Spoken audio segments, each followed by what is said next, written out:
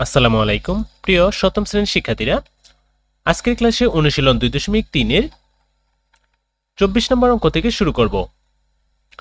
তো আগের ক্লাসে তোমাদের 20, 21, 22, 23 এই অঙ্কগুলোর সমাধান করে বুঝিয়ে দিয়েছিলাম।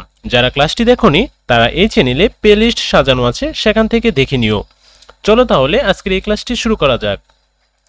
24 নম্বর অঙ্কের ডাকে লেখা আছে 120 মিটার দীর্ঘ একটি ট্রেন 330 মিটার দীর্ঘ একটি সেতুর অতিক্রম করবে।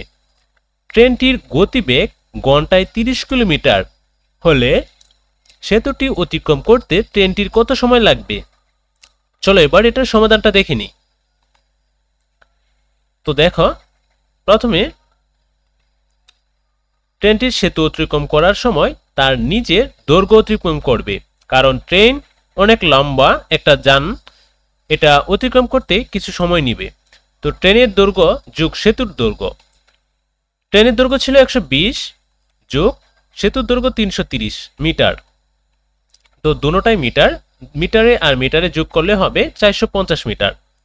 আমরা জানি 1 কিমি সমান 1000 মিটার, তাই এখানে ট্রেন যেহেতু 30 কিমি অতিক্রম করবে সেতুর, তাই 30 কিমি সমান 30-এর সাথে 1000 গুণ করতে হবে, তাহলে মিটারে প্রকাশ হবে 30,000 মিটার।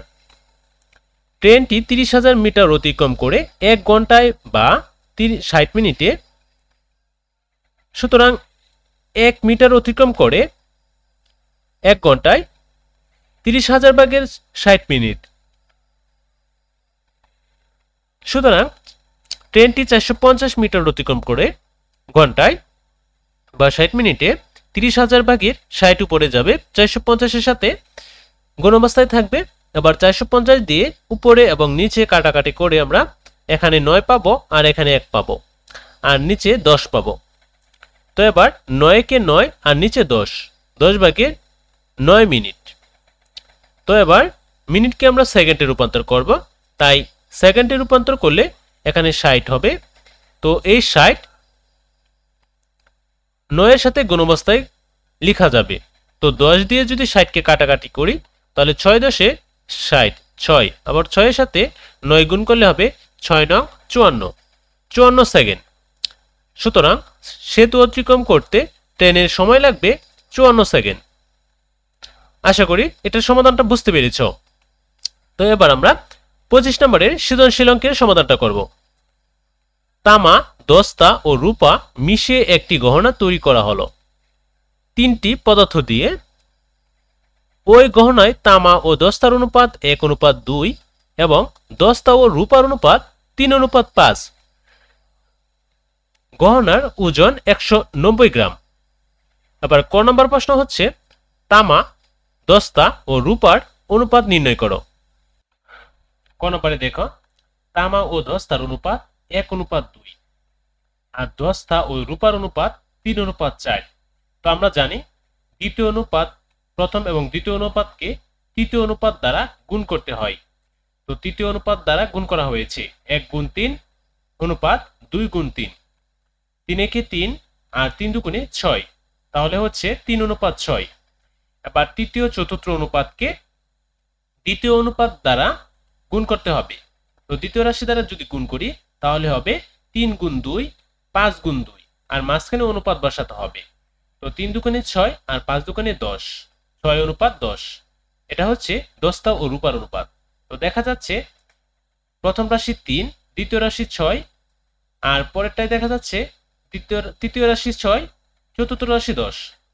তো 6 দ্বিতীয় এবং তৃতীয় রাশি হওয়ায় একটি 6 লিখলে হবে, তাহলে তামা, দস্তা ও রূপার অনুপাত দাঁড়াবে 3:6:10। এবার আমরা খ নম্বরের ডাকটা দেখে নেব। খ নম্বরের ডাকে বলছে গহনায় তামা, দস্তা ও রূপার ওজন পৃথকভাবে নির্ণয় করো। তো দেখো, গহনাটিতে তামা, দস্তা ও রূপার অনুপাত আমরা পেয়েছিলাম 3:6 এবং 10, 3:6 এবং 10। এই অনুপাতগুলোকে যদি আমরা যোগফল বের করি তাহলে অনুপাত সংখ্যাগুলোর যোগফল 3 + 6 + 10 একত্রে হবে 19। এবার এই 19 দিয়ে আমরা একটি একটি করে ভগ্নাংশ বের করে নেব। তামার ওজন ছিল 190 গ্রাম, তাহলে 19 ভাগের 3 দিয়ে যদি আমি প্রথমে তামার অংশটা বের করি তাহলে 19/3, 19 দিয়ে যদি 190কে ভাগ করি তাহলে হবে এখানে 10। এবার এই 10 দিয়ে যদি 3কে গুণ করি তাহলে হবে 30 গ্রাম। এটা হচ্ছে তামার। এবার দস্তারটা যদি বের করি তাহলে হবে 19/6। তো 19/6 যদি লিখি, দস্তার ওজন 190 গ্রামের, 19/6, 19 দিয়ে 190কে কাটাকাটি করলে পাবো 10। আবার এই 10 দিয়ে 6কে যদি গুণ করি তাহলে 60 পাবো। এটা হচ্ছে 60 গ্রাম দস্তার ওজন। এবার রূপার ওজনটা দেখো, রূপার ওজন এখানে ছিল 19/10। তো 19 যদি 10 হয় তাহলে 190 গ্রামের 19/10, 19 দিয়ে 190কে যদি কাটি আমরা তাহলে এখানে 10 পাবো। তো 10 দিয়ে 10কে গুণ করলে পাবো 100 গ্রাম। তো গহনার তামার ওজন 30 গ্রাম, দস্তার ওজন 60 গ্রাম এবং রূপার ওজন 100 গ্রাম। এই ছিল খ নম্বরের সমাধান। এবার আমরা গ নম্বরের দাগটা দেখে নেব।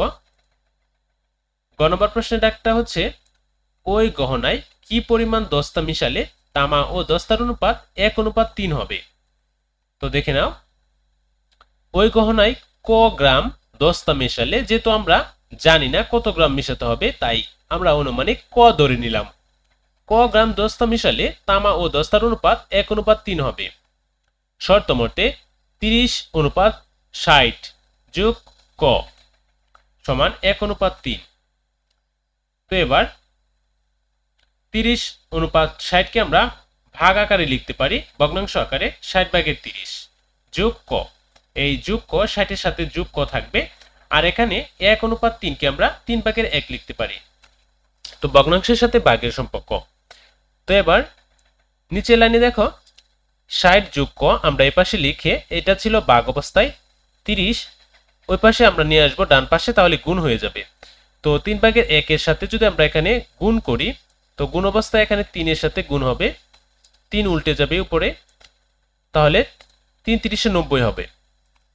তো এবার ক যদি আমরা এই পাশে বাম পাশে রেখে 60কে যদি এই পাশে নিয়ে আসি, 90 থেকে 60কে বাদ দিলে পাবো 30। এই 30 হচ্ছে গ্রাম দস্তা। তো ওই গহনায় 30 গ্রাম দস্তা মিশালে তামা ও দস্তার অনুপাত 1:3 হবে। এই ছিল ছোট অঙ্কের সমাধান। এবার আমরা পরবর্তী অঙ্কের দাগটা দেখে নেব। এবার 26 নম্বর সৃজনশীলে একটা উদ্দীপক আছে, রাসেল একজন ঘড়ি ব্যবসায়ী। তিনি একটি ঘড়ি 625 টাকায় বিক্রয় করায় 10% ক্ষতি হলো। এবার ক নম্বর প্রশ্ন বলছে, ঘড়িটির বিক্রিতে কত টাকা ক্ষতি হলো? তো উত্তরে লিখব, মনে করি ঘড়িটির ক্রয় মূল্য 100 টাকা, 10% ক্ষতিতে বিক্রয় মূল্য। যেহেতু ক্ষতি হয়েছে তাই 10 মাইনাস করতে হবে পার্সেন্ট থেকে, মানে 100 থেকে। তাহলে 100 বিয়োগ 10 টাকা, তাহলে পাবো 90 টাকা। বিক্রয় মূল্য 90 টাকা হলে ক্ষতি 10 টাকা। সুতরাং বিক্রয় মূল্য 1 টাকা হলে ক্ষতি 90/10 টাকা। সুতরাং বিক্রয় মূল্য 625 টাকা হলে ক্ষতি 10 গুণ 625/90 ইকুয়াল 90 দিয়ে আমরা 10কে কাটাকাটি করি যদি, তাহলে এখানে 9 পাবো। 9/625। আবার 9 দিয়ে, যেহেতু 625 বড় সংখ্যা তাই ভাগ করতে হবে, তাহলে ভাগফল পাবো 69 সমস্ত 9/4 টাকা। সুতরাং ঘড়ির বিক্রিতে 69 সমস্ত 9/4 টাকা ক্ষতি হলো। এবার আমরা পরবর্তী খ নম্বর অঙ্কের দাগটা দেখে নেব। খ নম্বর অঙ্কের দাগে লিখছে, ঘড়িটির ক্রয় মূল্য কত? তো দেখো, ঘড়িটির ক্রয় মূল্য, এখানে ঘড়িটির বিক্রয় মূল্য ছিল 625 টাকা।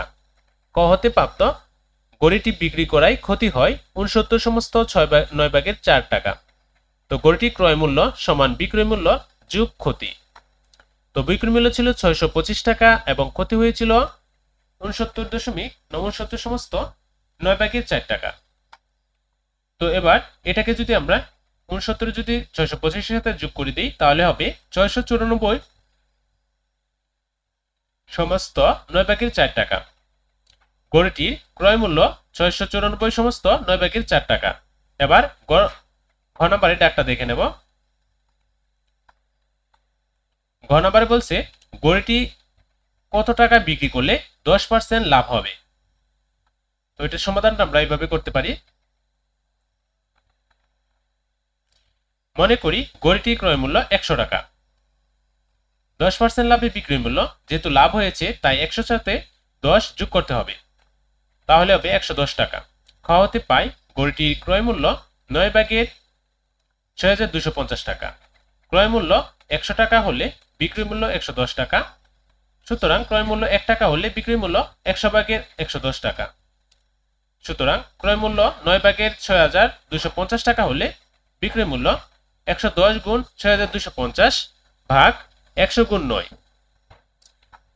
তো এবার এখানে 100 সাথে 2 শূন্য রয়েছে, উপরে আমরা এই দুইটি শূন্য কেটে দিতে পারি। এবার নিচে 9 থাকবে আর উপরে থাকবে 625। তো এবার 9 দিয়ে যদি 625 এর সাথে 11 গুণ করি তাহলে হবে 6875। 9 দিয়ে যদি 6875 কে ভাগ করি তাহলে আমরা ভাগফল পাবো 763 এবং ভাগশেষ পাবো 8।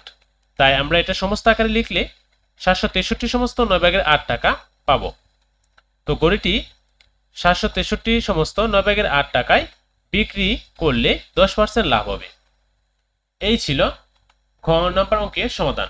তো প্রিয় শিক্ষার্থীরা, আজকের ক্লাসে তোমাদের 24, 25 এবং 26 সৃজনশীল অঙ্কগুলোর সমাধান বুঝিয়ে দিয়েছি। পরবর্তী ক্লাসে আমরা পরিমাপ অধ্যায় নিয়ে আলোচনা করা শুরু করব। তো পরবর্তী ক্লাসের আমন্ত্রণ জানিয়ে আজকের এই ক্লাসটি এখানে শেষ করলাম। সবাই ভালো থাকো, সুস্থ থাকো, আল্লাহ হাফেজ।